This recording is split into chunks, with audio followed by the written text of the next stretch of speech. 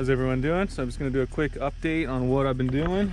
So I got the grass seed down, got the irrigation set up, sprinklers are going right now, you can see. So I'm stoked. I mean, this is awesome. This is a big accomplishment. I mean, I'm so happy to be at this stage in the build here, the farm development. So this is done. That's gonna give full coverage on that area. I'm gonna be working on this here. The grass is down. I got, or the grass seed is down. I got fertilizer down. Got it all raked in. And I'm just gonna set this up over here. This sprinkler on this side.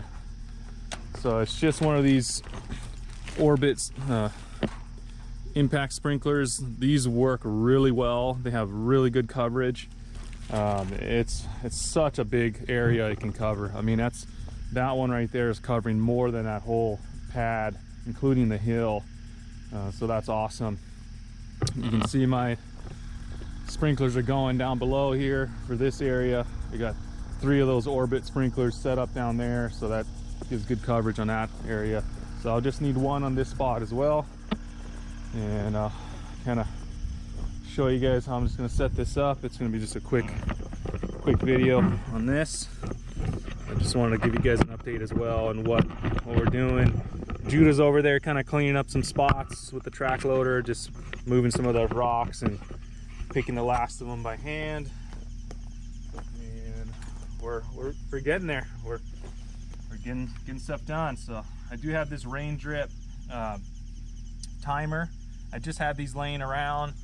I don't really like these because you don't have a adjustment for the time.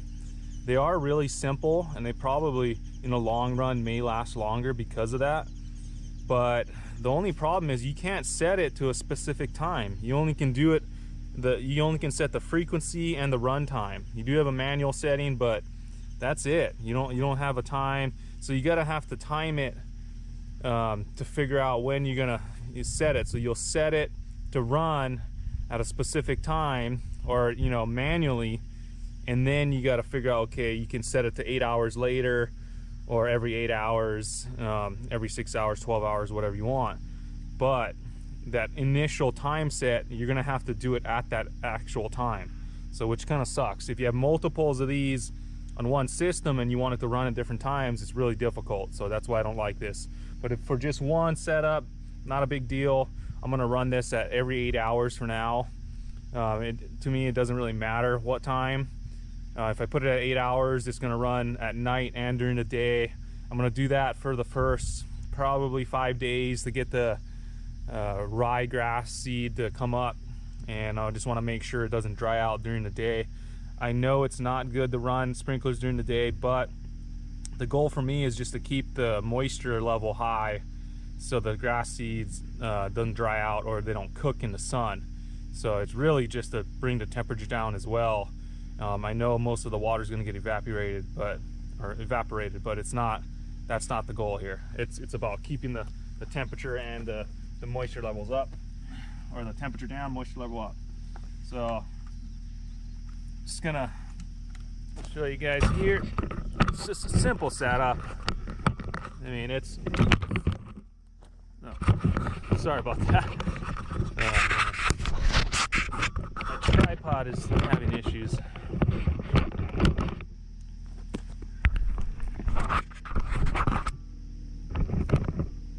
One broken leg.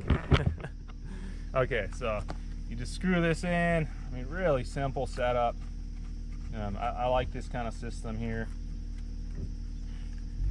And then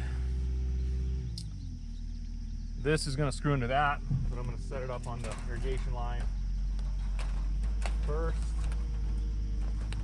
So just some poly tube, and this is going to you just shove this on this one. So you'll shove that on, and then you're going to, I lost the screw part of that. Hold on a second. Let me stop this. Okay, sorry about that. So I lost this little, or fell off this little piece here. So now that I have that, just screw it all the way on. So with the poly tube, just gonna shove it on there, and then I'm gonna screw that where it comes out, and it'll actually cinch down on the poly tube. So, all right, so that's it there. Just gonna connect to the timer. Gosh, setup's just been flopping all over. Okay, so I connect this to the, oh my god, this freaking bipod or tripod sucks. Okay, I gotta get a new one. Okay, so again, connect this to the timer. Oh, if I can get it on there straight.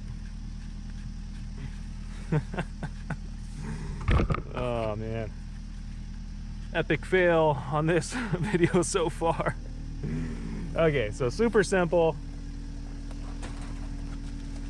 Just gonna get this all set up and I'll come back in a sec. Okay, I got this set up at the spot I want it.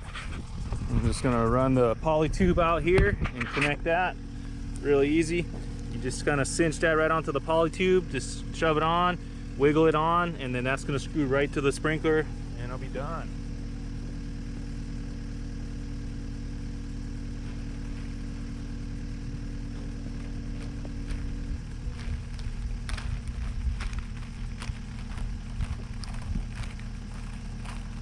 So I'm just gonna leave a little extra so I can move it around a little bit more.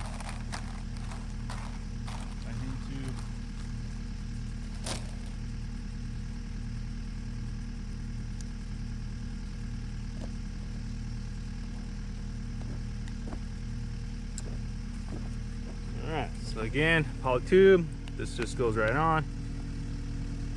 It can be a little difficult at first, but just kind of wiggle it on there, and it's a compression fitting, so really easy. I've never had one of these fail. There you go, and then you just cinch that right onto this, or screw it on and you're good to go.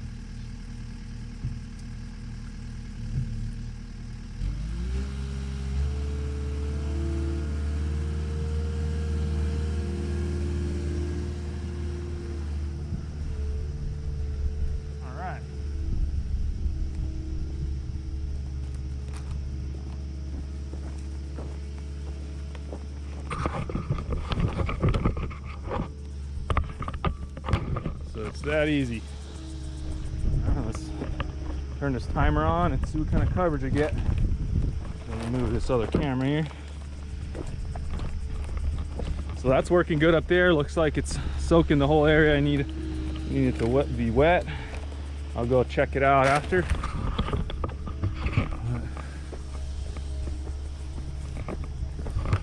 So irrigation, again, for farms, or you know, an area where you don't need it permanently, this is a great setup. You don't need to pay anyone to do this. It's just way too easy. No reason to pay anyone to do this kind of stuff. Okay, so on the timer, I'm just going to open the valve, and then I'm just going to test it with the manual. So I'll put it on 5 minutes, see how it goes. Should turn on. There we go. So you want to adjust this. So yeah, so you want to make it sure it goes the other way, and then you're going to unscrew this screw here. I'm gonna leave it like that for now, because I'm gonna move this side by side back so I don't soak this thing, and I don't want this to get wet either. Okay, move this out of the way. You can see the juicer down there. It's cleaning stuff up, prepping it for the seed for that spot, bringing more dirt up into that area. Okay, getting done. I mean, this is awesome. So close to being done with this upper section. So this spot here is going to be a parking area. I'm going to go get some cinder probably next week, have some loads delivered, and we're going to spread it out on this, and we're going to spread it in here and on the roads. It'll help with the, the dirt being too muddy when it gets wet, and the grass will still grow in it. So that's the goal for us for that. So one thing you want to do here with this, you want to flip this up so it doesn't stop. It'll just go around, and you want to push that to the other side. There we go. And then you want to unscrew this screw to adjust the distance. So the further I unscrew it, the more it's going to shoot out. And just kind of adjust it to where you want it. I'm going to end up getting my Komatsu wet. Let's see, I'm going to turn this down and probably move the Komatsu, but you get the idea. So I'll just adjust this to where I want it, and then it's good to go. So that's it for the irrigation setup for this spot. I'll do that to the other spots here once I get grass seed down. I got to put grass seed down on that section there, and do the pad here, and then finally finish up all this. Hopefully next week we can get this other section done, but it's taken a lot of work. It's just a lot of prep work at the end just to make it nice. I mean, you can see how nice the ground is. It's just raked perfect. There's all the rocks are out, all the roots are out. I mean, that's how you want it. I mean, I don't need it to be that perfect, but I want it to be. So we did the extra work and got it done.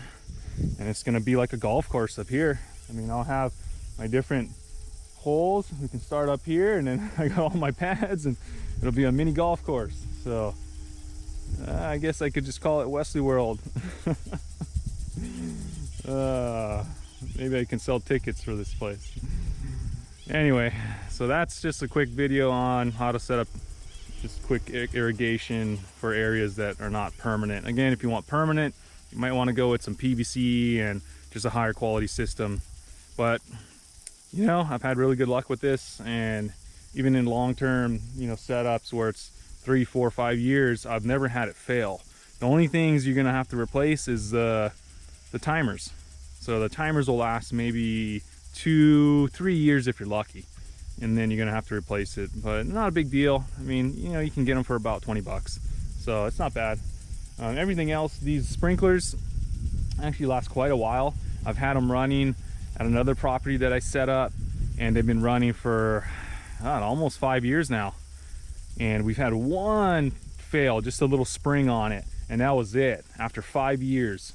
So that's pretty dang good. I mean, they are kind of pricey. They're about, I'd say, around 40 bucks. So a little more expensive than some of the other ones, but well worth it. They got good coverage and they last a long time. They are brass on the heads, and that makes it last long. So, all right, I'm gonna clock out of here and end this video. Please like and subscribe.